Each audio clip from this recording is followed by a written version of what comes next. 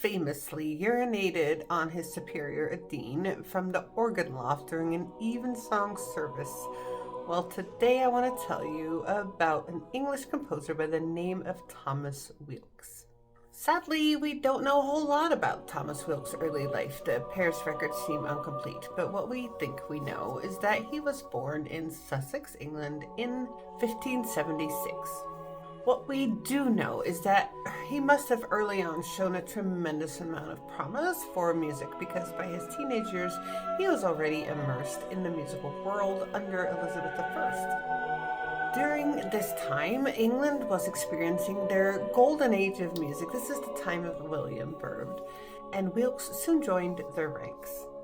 He most likely received his musical training as a chorister because that was the norm for talented boys during Tudor England. And a little later, he was associated with Winchester College as well. In 1597, when he was still pretty young, maybe right around 20, he wrote his first book of madrigals. And this was a big deal, and they were very popular music back then. This was quite an impressive achievement. Madrigals were secular vocal pieces, often about love, about nature, about pastoral life. It was very popular during Elizabethan times. From the very beginning, his music showed this bold harmonic language, dramatic contrast, intense emotional expression, and an extraordinary skill in word painting, and we'll get on that. Around 1600, he secured a prestigious position as organist and informator choristarum, and that is a trainer of the choristers at Chichester Cathedral. Now, what that meant, what his responsibilities were, is he was trained to boy choristers, compose church music, play the organ, and he would help shape the cathedral's musical life. During this time, he composed some of his most famous pieces, including As Vestas Was from Latmos Hill Descending, and through the period of cosmography, and definitely since Robin Hood, which is very fun. His music was so vivid, so imaginative, and you could really hear what he was saying, that people would call him the Tudor Shakespeare of music. His works are dramatic, emotionally charged, and full of vivid imagery. One of his strengths was word painting, and this is really cool. So when in the words you hear someone falling or tumbling, the music is also going to go down. If you hear these harsh chromatic harmonies, that means that there's sorrow, there's grief, there's something uncomfortable being communicated through the words. If we hear joy in the words, then we're going to have an ascension of the music. It's going to climb upwards to something better. And there's definitely such a contrast anytime there's an emotional shift. So what that means is the word painting is we hear in the music what is being said in the words. Around 1603, he marries a woman named Elizabeth. And in the beginning, their marriage is pretty strong. They end up having 3 children, and his job is secured. He has a good domestic home life, and he is doing great. Thomas became one of the most prolific Anglican church composers, and he's still famed. The only one that might have done more or been more adored would be Byrd. He wrote for services, he wrote anthems, he wrote full choral works. Sadly, this good, wonderful life that's very secure does not last forever. Not much longer. Around 1610, he starts getting a reputation that's quite dark. He starts drinking a lot. And so this, of course, has consequences. And he is now known as this brilliant, wonderful musician, but also this drunkard. He swears a lot. He's not always showing up when he's supposed to, or he's really late, or he shows up on time, but he's really drunk and not able to function. So this definitely gets in the way of his job.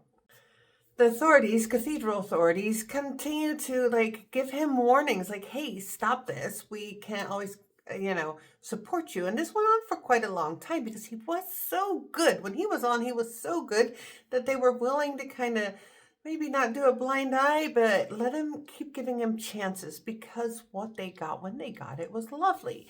But now, here's when something horrible happens. According to some cathedral records, he was frustrated or drunk or whatever was going on, and we were in the middle of a service. He had to pee, he is drunk, he can't hold it, and so he's up on the loft of the organ and he decides to just whip it out. And he urinates down and it lands on the dean there, and he is soaked in this urine. Of course, this was quite scandalous, and now it's really difficult to ignore it anymore, give him any more chances. So, after years of warning, the cathedral finally acts. And in 1917, he is dismissed of his position at the cathedral. Of course, this is devastating for a composer who was considered at the time one of the finest English composers. But he's let go. Yet, remarkably, his music continues to circulate. People still sing it, they still love it because his genius was just undeniable. Even to this day, he is still considered one of English's finest madrigals. He is still considered a master of the Anglican church music, second to only to William Byrd.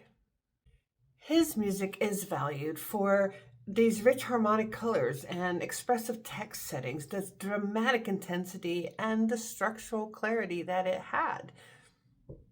In 1622, Elizabeth, his wife, dies. This is devastating, and he does not, of course, take it well. He loves her. And this only does not bring him back. This makes him drink even more, if that was possible. Professionally, was not able to recover. He's still trying to be a musician, but he is, working in the lowest places that he could because there was nowhere else that would take him. And sadly, the following year in 1623, when he was only 47 years old, he dies, probably from a lot of complications of alcoholism. Despite now centuries of distance, we still love his music. It's fun to sing. If you watch choirs sing his music, it's funny, it's uplifting, it's a lot. It's just great. Despite his scandalous reputation, his music has endured very powerfully. Over 400 years after his death, his music still resonates in the highest ceremonial places in England. He remains one of the most fascinating contradictions of early classical music because he was brilliant, yet he was also self-destructive. He was revered, but also reprimanded.